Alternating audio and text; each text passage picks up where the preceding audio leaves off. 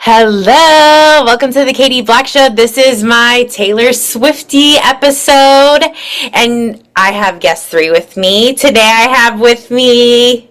My name is Paige. I'm Greg's sister. He's been on your podcast before. Yes. I live in Massachusetts, and I am a mom and a preschool teacher. Thank you so much for joining me. It's so nice, like I said, virtually meet you. I'll meet you one day. Someday. I try to make my way to North Carolina as often as I can. Do you like it? I love it there. The weather is so amazing, and it's fun, especially for me, because I try to come at least every other time without my kiddos. Mm-hmm. So I get to just have time with my brother and do like grown-up things without the kiddos with me. Yeah, absolutely. Have a little vacay. Yes. So, real quick, before we get into the Taylor of it all, I asked guests real quick, where were you born / where did you grow up? I am from Troy, New York, originally. So we grew up all in the Capital District of New York. Very cool. And real quick, how was that? Did you love it? I was fine. I feel like I am a person who never thought that I would live somewhere else. I just assumed I would live there always. Mm-hmm. And that didn't work out. I've lived in Massachusetts now for 13 years. Wow. So I moved and just kind of never looked back. Very cool. Yes. Well, so I've been asking Swifties, do you have kind of like a vocal memory or specific memory of like when you first heard a song of hers or saw a music video? So I would say I'm like a medium Swiftie. I've never had a problem with her, and I've liked like some of her more popular songs, obviously, throughout the years. Mm-hmm. Like I said, I'm 38, so I'm only a few years older than Taylor Swift, so she's been around since I was in high school, and it just is what it is.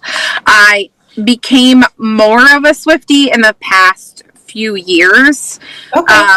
My daughter is 10 and very into Taylor Swift. I gotcha. It's kind of something we bond over.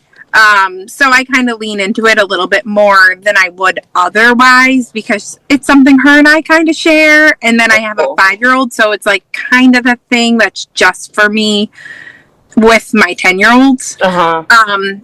And then one of my childhood best friends had a pretty significant loss in her life a few years ago. Mm-hmm. And we went on a weekend away together, and she is a bit of a Swiftie. Well, she's a Swiftie.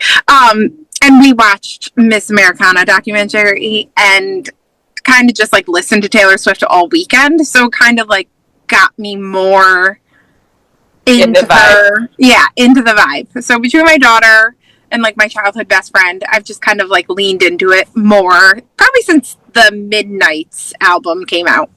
So a couple years. But okay, that's pretty cool. That's an interesting perspective. Yeah, it's like a little bonding thing for me. Yeah. Well, also too, I guess I think about it like, you know, I don't have kids, but I'm obsessed with the culture and studying things, and obviously like she's like a safe space for Yeah. Well, and even like with her newer stuff that's like obviously more adult because she's more adult. I have a very like direct parenting style with my 10-year-old. Like we have frank conversations with her about like cuss words in my house are grown-up words. You know, we still use them. It's always been a very clear boundary that they're grown-up words. Mm-hmm. You know, and even at 10, sometimes when she's mad, she's like, can I say it? And I'm like, sure, let it out. You know, like here and there, not all the time, but like, so even with like Taylor's music becoming more adult, like it is what it is. It's, I mean, we were listening to like Too Close and like the Thong song when we were young. So I'm not stressing that part of things at all with my 10-year-old. But she just loves sharing this thing with me and going to the movies or listening to the albums together, and we compare which songs we like best. It's like a nice thing as she becomes more independent and interested in her friends for us to share together still. So Absolutely. Very cool. So like with one, I guess just beyond, her new album with like, Wood or whatever, like is that something that yeah, I guess like do you feel like you have to debrief your kid, or you just I'm not gonna go there unless she asks? I like some of it's totally over her head. I mean, a lot like Sure. stuff was for us as kids, If she asks, I answer, to the best of like how far she wants to take it, Right. The Wood is like totally over her head. She's just like, like she just, and like downloaded on her things. I obviously download the clean version for like her music player. And she like has heard the line "open my thighs," and I'm just like, that's a grown up thing. Do you want to talk about it? And she's like, no, I'm good. And I'm like, okay, so you can just sing "Open the Skies." And she's like, oh, okay. And I'm like, okay. That's cute. Yeah. I don't like overly stress it, Well, real quick, I'm at a weird. Well, I've I'm sure Greg's like, oh, Katie's just so unique. But since I was 12 years old till I was like sometime in high school, I like taped television, right? So I've gone back and tried to transcribe it to digital. Okay. Kind of like going to what you're saying about like how we grew up. It's like no one was breaking down anything for us. And yeah, and then there was a part of it that was over the head until, you got older and you were like, oh. My favorite movie growing up, my brother can attest to this, was Pretty Woman. Like when I was like 5 or 6. Mm-hmm. To the point that I watched the movie so often, I broke the VHS. And awesome. I watched it again, like I hadn't seen it in a couple of years. And I still like remember all the main points of it, obviously. But like, I was like, oh, like how bad was it? I should like watch it and see if like my kids could watch it. And I was like, oh, my kids cannot watch this. Like, funny. And I turned to my mom. I was like, why would you let me watch this? She was like, you didn't know. It was completely over your head. And I was like, Mom, this is really inappropriate. And she's like, it was the 90s. And I was just like, okay, Mom. I had 2 older brothers. Obviously, how much they were intervening in what I was doing was more minimal, as they were chasing around all 3 of us as opposed to my older brother. But it's like, my parents, they were young parents, so not that they were, doing anything bad, but no, I just think that was all of our, like, obviously you're a millennial, I'm a millennial. Yeah. I think it was like, that was just the parents' vibes. They were just like, whatever. They were just like, okay, be home by dark. Like, right. Don't get in the creepy van. Like those were like the amount of rules we had, That's so funny. Letting ourselves in, all that stuff. So it just, I don't stress the more mature aspects of Taylor's music. I mean, my daughter naturally gravitates towards some of her like younger stuff than I do. Like, I'm really not interested in debut. I'm not like, I feel like I'm like a lover and on Taylor fan. I really could care less about some of the earlier albums. Not my vibe. Well, what's your perspective of just her new album, The Life of a Showgirl? That's what I've been asking too. Like, I think it's fun. I think that people are shitting on her unnecessarily about this album. I think not everyone's going to be some Shakespeare experience, right? Like, that's not even the vibes of this one. I think if you think back on when she said she wrote it, she was on tour, having a good time, falling in love, and just like happy about where her life is. So, and I don't know about other people, but I could use the happy and the go lucky and the like just poppy good time. I don't need everything to be Tortured Poets, Not to say that I didn't like that album. I did, but like, every day I'm not going to sit down and listen to My Heart Will Go On by Celine, You know, Sunday I'm gonna put on, you know, I Want to Dance with Somebody by Whitney Houston. You know, like it depends on your vibes. That's a good breakdown. That's a good breakdown. I think like it's fine. It's an error. Like, moving on. It's fine. There's some songs I don't love on the album. That's fine. I skip them, just like on the other ones. I don't think we need to be that serious about it. It's a piece of work. If you don't enjoy it, don't listen. Mm-hmm. I mean, and that's with everything, right? Yeah. I don't love every Demi Lovato album. I don't love every Mariah Carey album, or whoever is hip and popular, totally, and has the masses following them. Lady Gaga, whoever. Like, okay, if you don't like this one, it's not for you. That's fine. I'm a pop girly. I like fun pop music. You know, I don't mind it at all. I think it's a good time. Fair. If I want to sit down and cry, I'll pick one of the other 11 albums she has. I'm dying. Well, if you had to pick, what is your favorite song of hers? Out of all of them, or this album? No, out of all of them. Oh, that's so tough. Out of all of them. This is a no judgment space, so it's just hard. I mean, I love rap. So It Goes. I'm really into lately. I don't know. I don't know that I would be able to pick just one. I mean, that's fair. I get it. But essentially, those are the top of mind. Yeah, So It Goes is always on the top of my mind. Like, Lover is at the top of mind. Like, when I'm That's like, a good one. Yeah. Afterglow I always go back to. That's probably my favorite. Afterglow. Yeah. Or So It Goes. Yeah. Those two are like two of my faves that, like, I'll just always go back to them. I don't skip those. Midnight Rain. I like that one a lot too. I feel like that one doesn't get enough hype, and that's a good song. That's tough. I know. It's hard to pick because she has so many. Mm-hmm. But Afterglow, I always go back to. And The Man. Oh, God, see? It's hard to pick. But see, you are a fan. Like, I love it. No, yeah, I'm definitely a fan. I mean, there's definitely, like, Reputation is such a good album. I love that, like, whole album. Mm-hmm. Midnights, I love that whole album. I mean, there's hard. And then when she releases, like, the Volt tracks, then it adds a whole nother, I know. It adds, like, a whole nother layer. Yeah. Yeah. Well, real quick, just to kind of like wrap up, because I could ask you, because I know like we're kind of, there's a time bubble, but what do you think of like the Swiftie movement or the Taylor Swift, or like do you feel like Swifties have like a bad reputation, or no pun on the reputation, but like do you know what I mean? Like what do you think that all like cosmically is about? Too many people wrap it into like you have to be one type of fan. You know, like, I am not sitting down and looking for clues. I'll watch a TikTok if someone wants to break down the clues that they thought about. I'm not sitting down and doing that. I enjoy like watching her interviews and things like that when she talks about random things. And her music.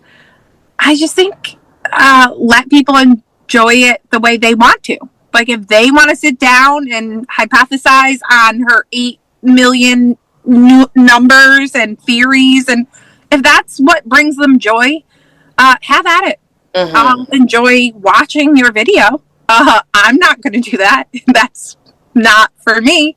If you like one of her albums and none of the others, that's fine too. You know, I don't think there's any one way to be a fan of someone. I think that people think, like, if you say, oh, I'm a Swiftie and I enjoy Taylor Swift, they think you're, like, obsessed with her. Mm-hmm. I mean, I'm a fan, but I'm not, like, living and breathing on her political views, her relationship, I enjoy her music. I think that she does some good in the world. Do I think she could do more good in the world? Probably, but there are plenty of other people with a ton of money that could do better in the world too. So I'm just looking at it as, does this bring fun and joy to my life? And that's how I look at other fans. You know, like, are you enjoying it? Are you happy? and I'm not going to yuck anyone else's yum. So if you want to That's a good soundbite. do it however you want to do it, have at it. Like, whatever. Very cool. Yeah. Well, that's really it. Do you have any like final like words of advice or thoughts or vibes or? No, I think what I just said is kind of where I stand. If you enjoy it and it brings you joy and happiness, then you enjoy that. And who cares what everybody else thinks? Yay! Okay, well, thank you so much, Paige. Thanks for having me. It's nice to officially meet you. I know. Here, I'll end the recording quick. Thank you, by the way. Of course. Tomorrow at 10 p.m., catch an all-new Celebrity Deathmatch. Fight 1, Rage Against the Machine versus The Machine. Fight 2, Al Gore versus Weird Al Yankovic. And in the main event, John Malkovich versus John Cusack. Where are we, Johnny? It appears to be a human brain. Followed by an all-new Spy Groove at 10:30. Put your palms together now. Come on. Hey, how you doing? Hi. Hey. MTV, the new, is now at the 10 spot. Hello, welcome to the Katie Black Show. This is my Swiftie episode, and today I have with me Swiftie number 5. And you are? I'm Lauren Matlack, and I was also born in 1989. Yay! I just listened to that record yesterday. Thank you so much for joining us, Lauren. No problem. Thank you. But real quick before we get into Taylor, I always ask my guests, like, where were you born / where did you grow up? So I was born in New Jersey, and I grew up in Hillsborough, New Jersey. And real quick, what was that like? It was suburban. It was great. I was on the swim team all throughout high school, and a lot of my swim team friends on my summer swim team, high school swim team, are still my best friends today. Very cool. Okay, so to Taylor Swift, do you have like a core memory of when you first heard her or saw a music video? I don't really remember when I first heard her, but I remember my cousin who lives in North Carolina was into country music at the time, and I, being from New Jersey, didn't listen to a lot of country music, so she introduced me to country music, and I started hearing Taylor Swift, and she was around the same age as me. I was like a senior or junior in high school at the time when I was hearing her for the first time, and then I just loved her music. Now, she's been out for a long time. Were you, like, I guess I've been asking guests, at what point were you like, wow, I really love her. I really love her music. I can't wait till the next album. Like, at what point do you know when that kind of turned? Yeah, I think between her Fearless, or I think it was between Speak Now and Red. I remember being like, Red is definitely the album. Like, I'm so excited to hear this come out. I hope I got those in order. I'm a big fan, so I really should have. Oh, you're fine. You're right. I think you did. You did. That sounds right. Okay. I'm going to look it up. Yes. After Speak Now, before Red came out, I was waiting for Red to come out. I remember being like super excited. And that's when I was like really into like the Swiftyism. And why do you feel like so many, females like connect to her or her music? Or I think that she tells such a good story, and the lyrics like just speak to you, and she has so many relatable life experiences that she writes about that it just feels like she's saying things about your own life sometimes, or like you can relate any of her songs and those experiences she's been through to your own life. So I think that's why people relate to her, especially women. Just like a relatability. Yeah. And I've even too kind of, just because I analyze pop culture and stuff, that I feel like she's just, no matter what you think about her, I feel like she's just a safe space. Yeah, she's definitely a safe space. And great music, and her bridges are so good. You can sing them loud in the car.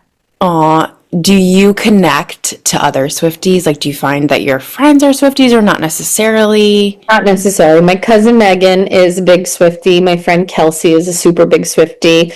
But those two are really the only ones I talk to or get hyped about her album about. Now, what is your thoughts on the recent release of the life of a showgirl. Any thoughts on that new record? I mean, I usually end up liking all of her albums. Sometimes, like, I remember when Midnight's first came out, I was listening to some stuff. I was like, I don't know. But then when you listen to it over and over again, you just start to be like, wow, that was really good. That was a great song. And so Life of a Showgirl was the same for me. It wasn't like some of the other albums I've come out where I'm like, I will listen to this on repeat over and over and over again. And I liked it immediately. It took me a few listens through, but I love a lot of the songs on it. And I have like, studied so many things online, the algorithms and just the critics or what have you of this last album. Do you have any thoughts of maybe why people are so critical of this last album? I try not to read like too much negativity about it, but some of the stuff I saw was like the way that she was explaining it was maybe that she like hyped it in a way that we thought it was going to be like 1989, where it was super boppy and poppy right from the start, or like really dancey type music. And it wasn't that. So maybe that's why people got upset. But, there's a lot that I liked about it. What is your perception? I know you're a big Eagles fan. Is that correct? I'm not, but my husband is. Wait, how did I miss that? Hi. Wait, how did I miss that? My husband has season tickets to the Eagles. I am just a fan of whoever's on the TV at the time. Okay. My dad loves the Giants. Paul loves the Eagles. I like Josh Allen. So it's all over the place. Okay. Whoa. Definitely, if like the Chiefs were on TV, I'd be like, are they showing Taylor? Well, yeah, that's okay. My mind's blown, but I know, but I do have thoughts about the Eagles and the Taylor Swift of it all. Well, yeah, I mean, essentially, I guess obviously you're an NFL watcher. Yes. So what has it been like these last few years? I feel like they've kind of like scaled back a little bit, but what is your thoughts on just, especially last season, just her being the focus? I loved it. Every time they showed her on the screen, every time we got a glimpse of her, what her outfit was when she was walking into the Chiefs Stadium. Paul would send me the tweets like, she's at the game, she's walking in, or like I just loved seeing her on the TV. I loved when they won the Super Bowl and they gave us all that stuff and we watched her on the field and everything. My thoughts about her originally being an Eagles fan and now, like, of course, she's rooting for her fiance's team, which totally makes sense. I just still think that her dad should be loyal to the Eagles because he was the original fan and now, of course, he's rooting for his future son-in-law, which is fine, but he should be like Kylie Kelsey and just like stay true to his roots. That is so funny. I love how because like obviously she's from PA. If no one doesn't know that fun fact, do you feel like during that time frame or even now, like do you feel like you had to defend her amongst NFLers or like not really? I don't get into any of that. If any negativity I hear about it, I just say like, Whatever. I really just am like, that's your opinion and I'll move on. Now, what is your thoughts? Are you one of the Swifties that are like trying to find these like Easter eggs? I don't try to find them. I wait for other people to find them and then I'll read about them and be like, yes, that's great information. And do you think she's done that the whole time? Because just, again, me being an observer, I feel like I've only heard Easter eggs, in recent years, I guess, of her career. I think she's done it for a long time. And I do think there's stuff that sometimes people will really convince you are an Easter egg and it will make so much sense. But I think sometimes that's just really super coincidental and works in her favor. But I think there's a lot of things that she plans out really interestingly. But also then I think there's things that are really coincidental. Like she's really into numerology. And so now I guess I am too, because you told me I was Swiftie number 5 today. I love Taylor Swift. I'm born in the 5th month. We're talking about it today. So like this all's just very coincidental, but also numerology. That's fun. Since you are a 1989 baby, Yeah. and I feel like you're my first 1989 baby for this segment, usually in my other episodes, I go into like generationals and like the fact that like we're millennials. Any thoughts on, being a late 80s baby and growing up in the 90s? I mean, I remember it being great and a much simpler time, especially before 9/11. Just having fun, being outside, just playing with my friends, and being on the swim team. It was great. No And we cell didn't have a phone. lot of technology. Yeah, I got AIM in, I don't know, 2002, middle school. Yeah. Yeah, I'm very nostalgic. But back to Taylor Swift. So I know this is hard, but if you had to pick, like, what's your number one favorite song of hers? Probably All Too Well, and then All Too Well, the 10-minute version.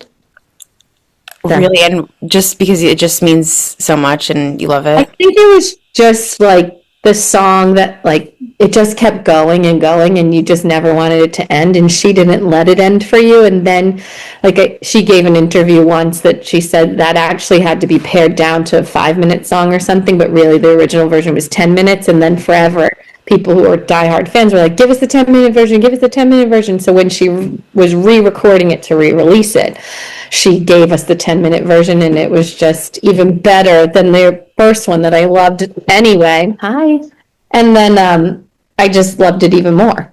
And it's just so fun to sing, and it never ends, and it's just great. And it has the best bridge, and it's just really fun. Well, that's really cool. It seems like you're, to talk about like a bridge of a song, like are you into writing music or studying music or? No, but I was an English major in college, and I teach language arts now. Oh, well, there you go. Now you want to see Katie? Yes. Oh my goodness. Hi. Leave. Say hi. I'm Katie. Say hi to Katie. Hi, Yeah. I love your sweater. Hey, thanks. Yesterday she had on a friendship bracelet sweater, like Taylor Swift gives out, right? Here's Dada. Oh. And so do you play music, like Taylor Swift music?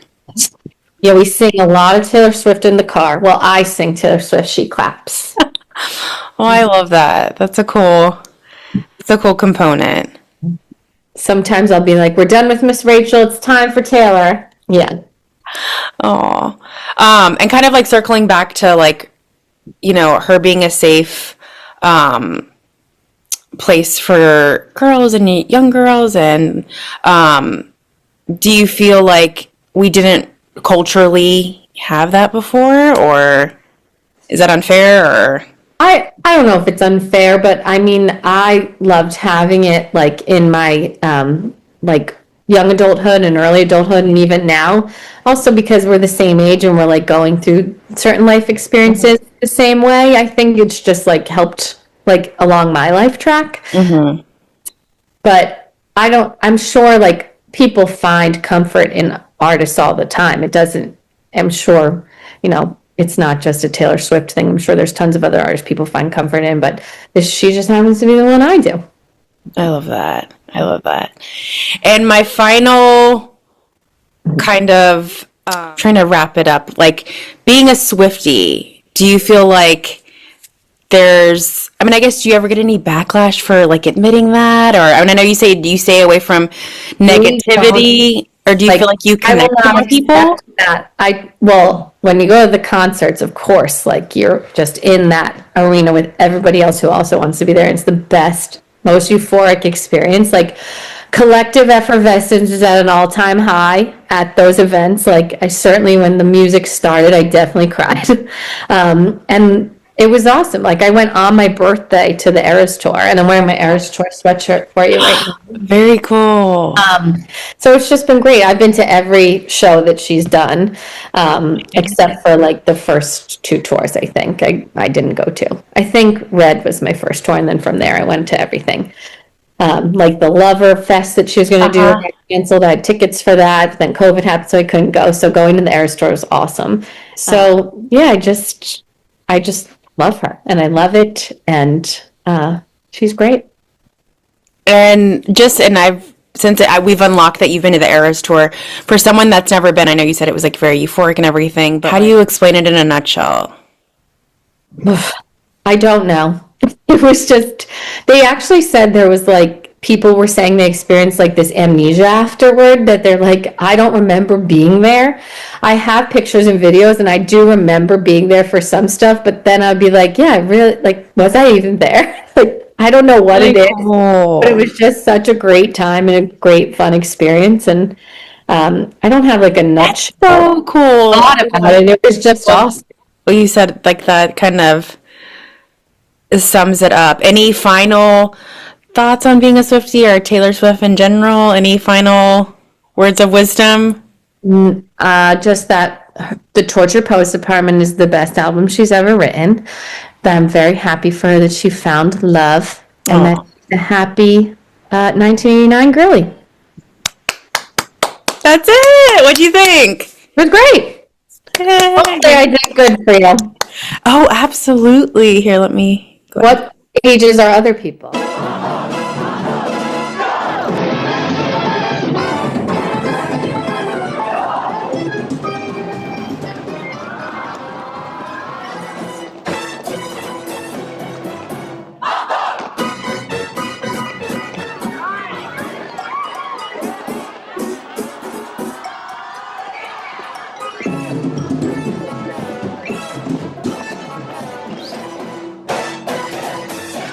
Okay, hello. Welcome to the Katie Black Show. This is my continuation of the Swiftie episode.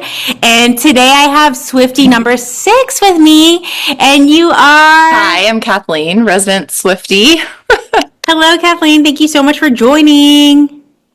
I'm happy to be here, share my slight obsession. I try not to claim it too hard, but yeah, I am definitely an undercover Swiftie. Yay!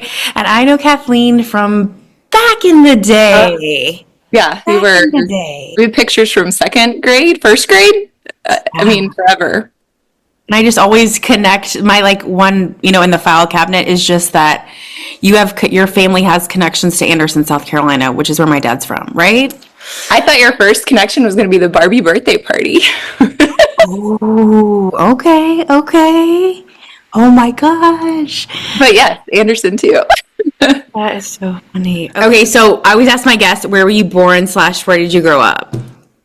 Well, I don't usually claim it, but I guess I'll put it out on the internet for the entire world to hear that I actually was not born in Charlotte, though I claim to be a native Tian. I was born in South Florida.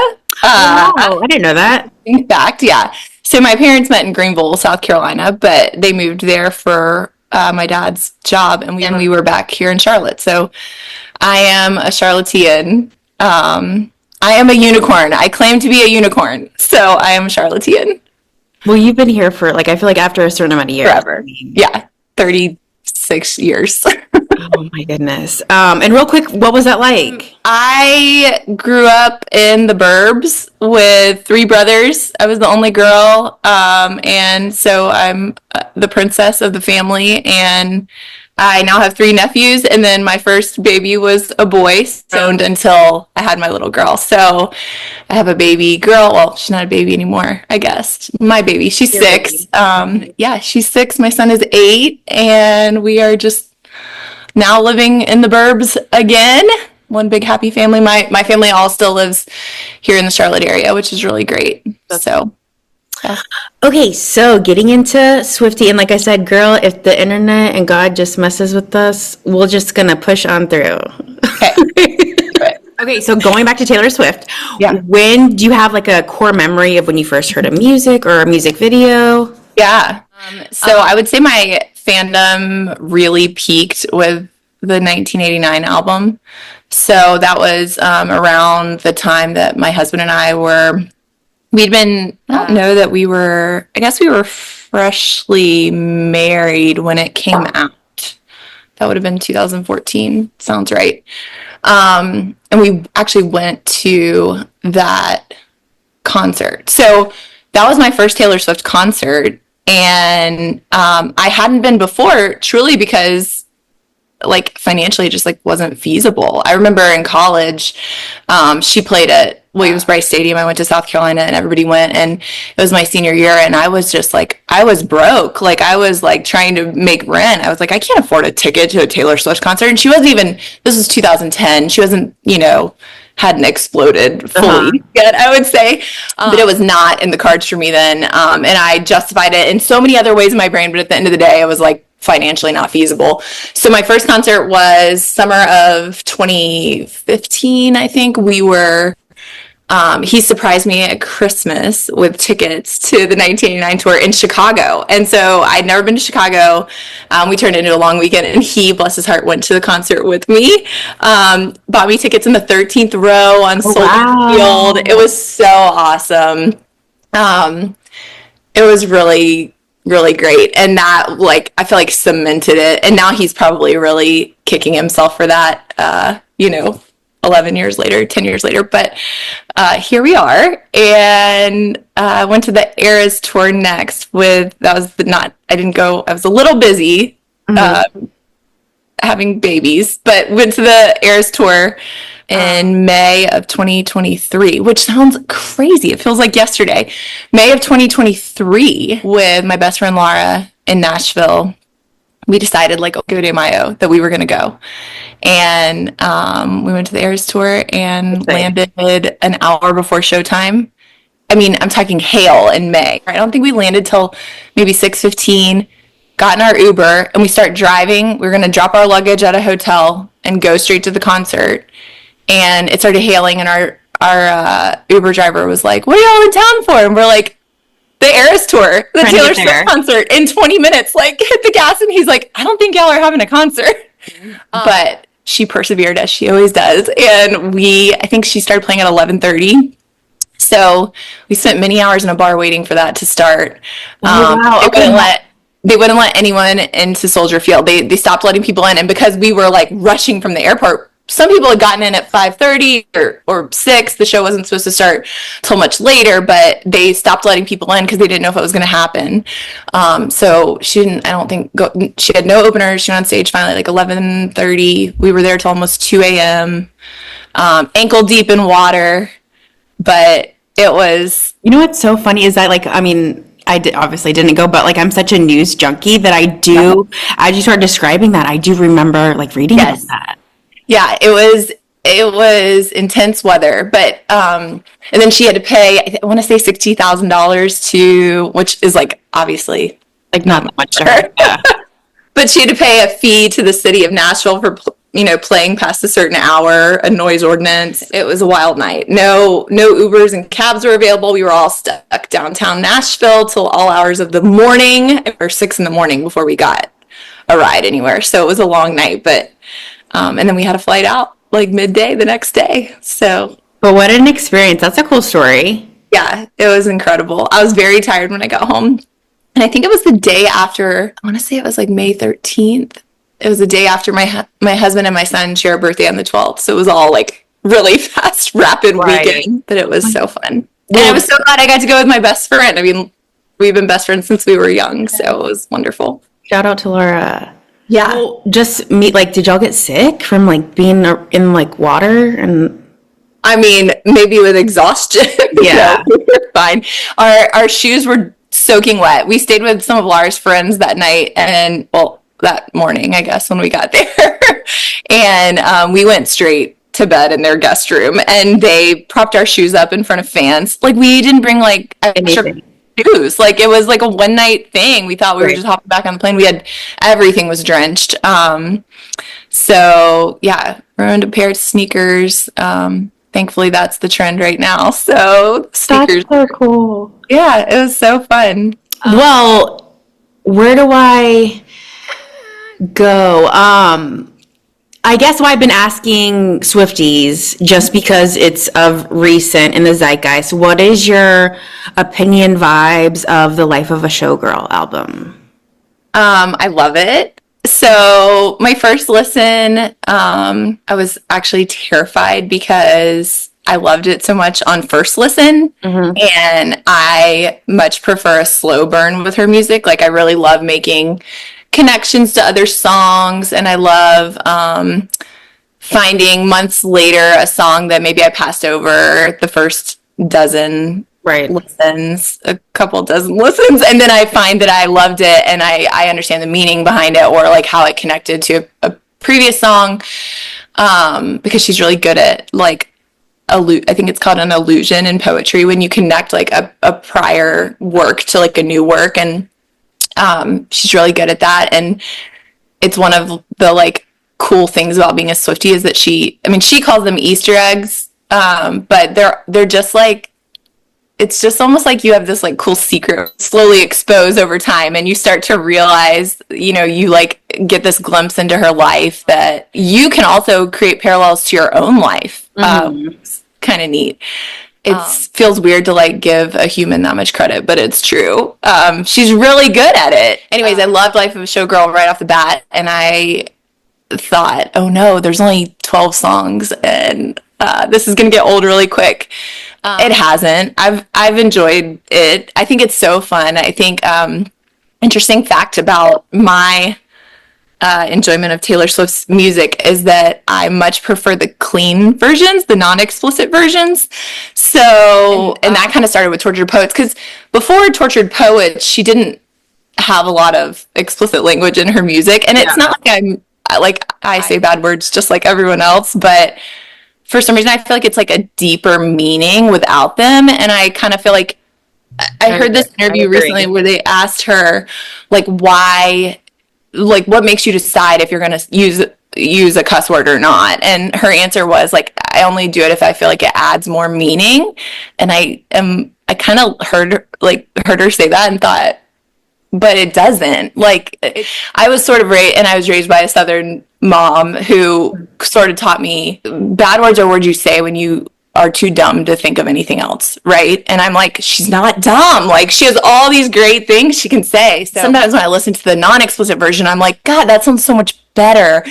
And Down Bad on Tortured Poets, she, the non-explicit version says, what if I can't have him?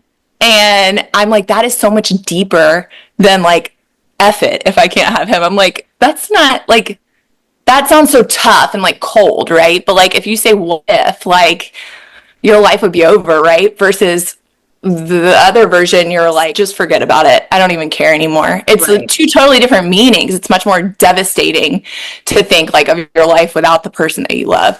So I feel that way about Showgirl too. And I also, not that she makes her music for children, but they are listening. So I just personally think it's just so much more enjoyable. I listen to it even without them in the car. So, on that version. So that's just. Wait, so if you guys are watching or listening, unfortunately, I'm having some 2001 internet issues.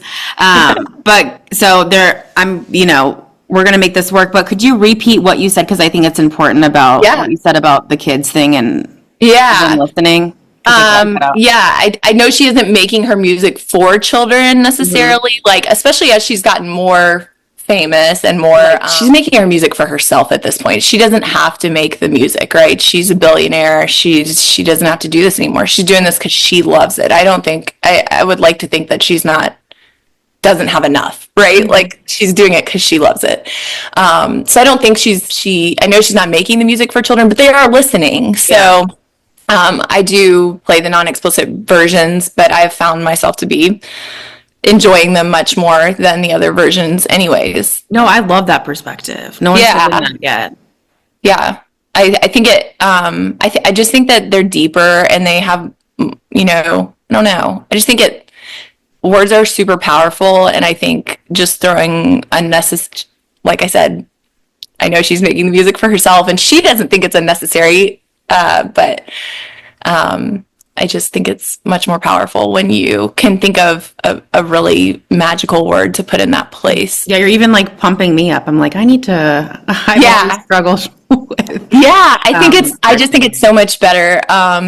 I can't think of an immediate example off of the Showgirl album, but just like any thoughts on like, quote unquote, I know she's obviously writing for her era of her life, no pun there, but any thoughts on her just like, I think my understanding of this last album was like a lot more sexual and being really loud about that. Like, I mean, is that kind of go under the same umbrella of not really into it, or?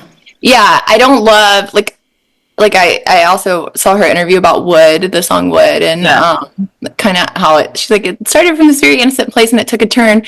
And my husband's first thought when he heard that song was like, is she trying to be like Sabrina Carpenter? Which, like, my husband is so But for him to think that, right? yeah, and like, are you trying, like, is she trying to say like Relevant, the new kid on the block, who she kind of created, to be fair? Like, she brought Sabrina Carpenter in as an opening act, and obviously is closing out the album with her with the last song, is The Life of a Showgirl. And she was quoted as saying in an interview, like, I brought Sabrina Carpenter in as the ultimate showgirl with me for this last song. So she obviously thinks she's doing something right. So I don't think we need to hear about your sex life as a 37-year-old woman. Is she 37 yet? She's about to be. Yeah. On December 13th. That's right. But she is really brilliant, and I don't think needs. Like, it kind of takes. I get that. Like, I mean, I said, like, Yeah. I hate talking bad about her because I adore her, but I don't. I mean, it's just constructive criticism. I mean, I just think she's better than that. Like, there's so many artists, this is what they do. And like, this is like how they like make people pay attention to them. Like, they're being the loudest one in the room, and like, she doesn't have to do that. So I'm just, sometimes I wonder, like, why? I do love that she's in love, and like, I love that she's happy. And I actually love the song Wood. If you listen to the non-explicit version, it is fabulous and doesn't make you feel any sort of way, which is kind of nice. very cool. No, I'm loving this. I'm loving this perspective. Why, and I've been kind of asking this, and I don't know if this is like kind of an eye roller but I mean, I guess I'm asking it because like that's what my perception is. Like, why do you think she is a safe space for like young women? I think I think one cool thing is that we have all been through so many similar traumas and we don't even realize it. And she creates that analogy to all of our lives. So everybody had like a heartbreak. Everybody had kind of like, a grungy guy that you thought was going to be the one, and he's not. And it's funny because you don't know that we all had this universal experience, but I mean, apparently we did. And we're realizing now, that eventually we all end up with our Travis Kelce. I was a huge fan. So it's funny.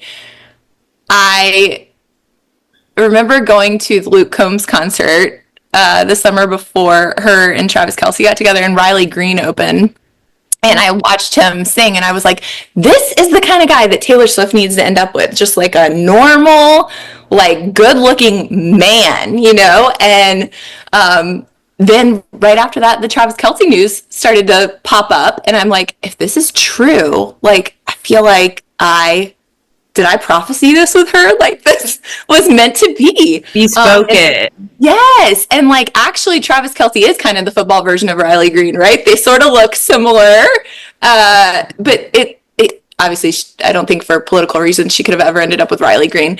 But I think from a like man perspective, like, it worked out for her. I've loved that relationship from day one. I've been fully on board. Like, anybody cares what I think about it, but I'm super happy for her. Yeah. My close personal friend, Taylor Swift.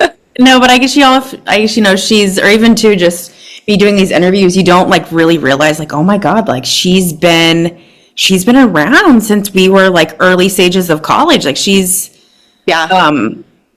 is very familiar. Yeah.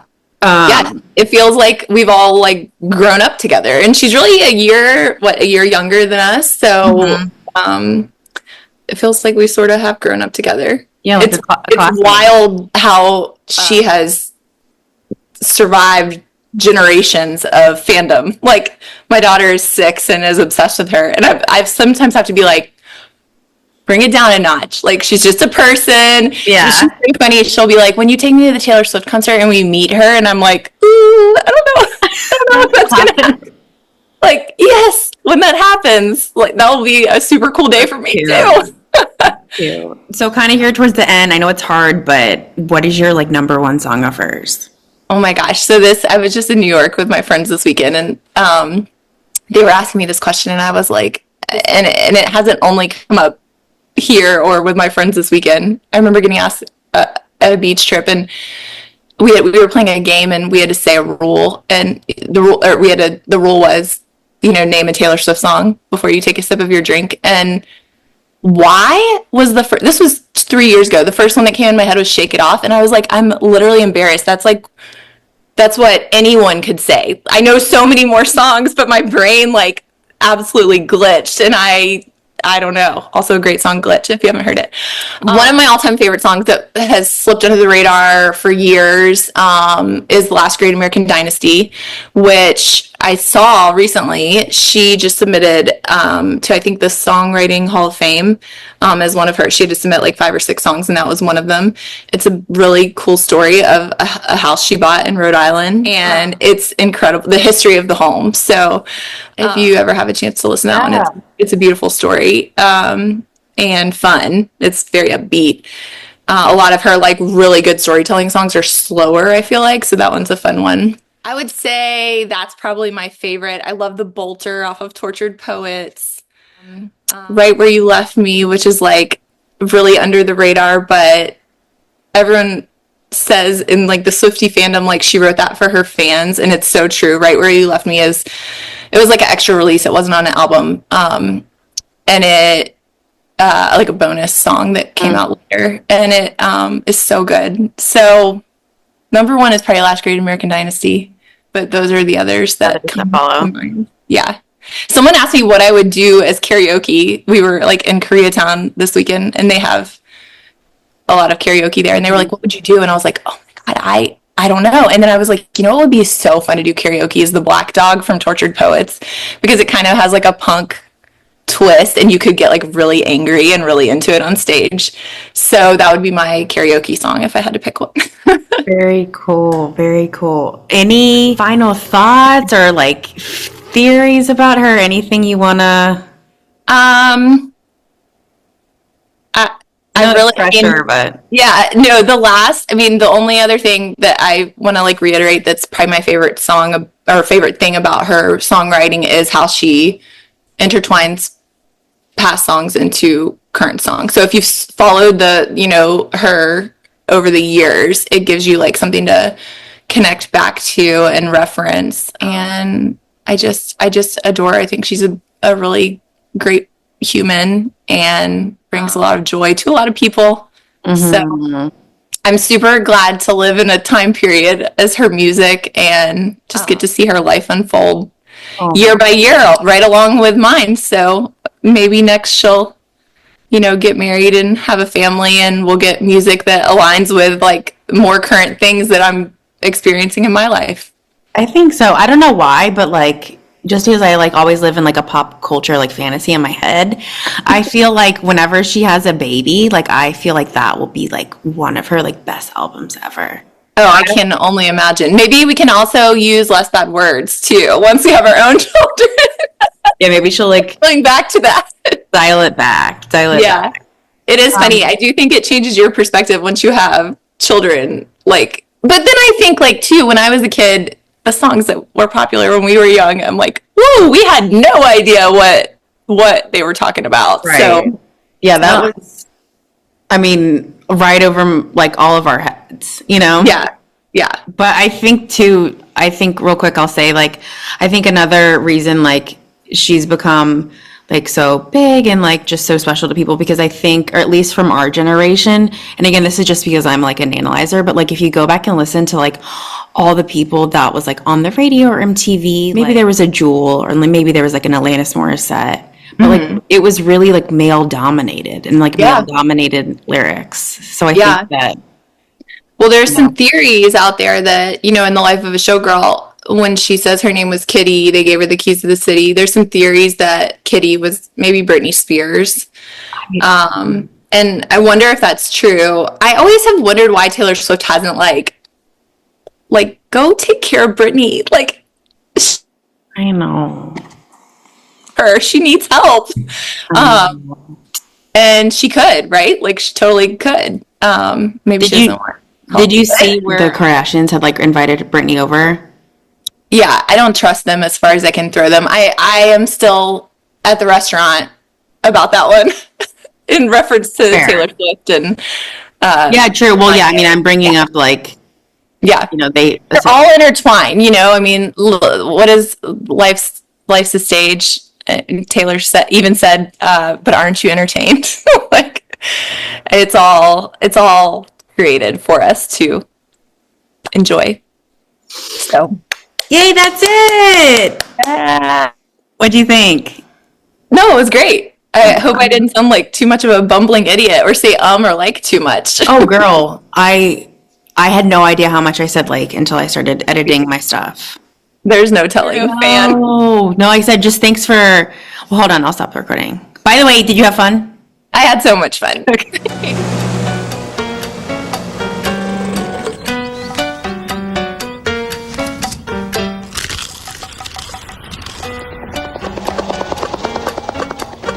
You rang?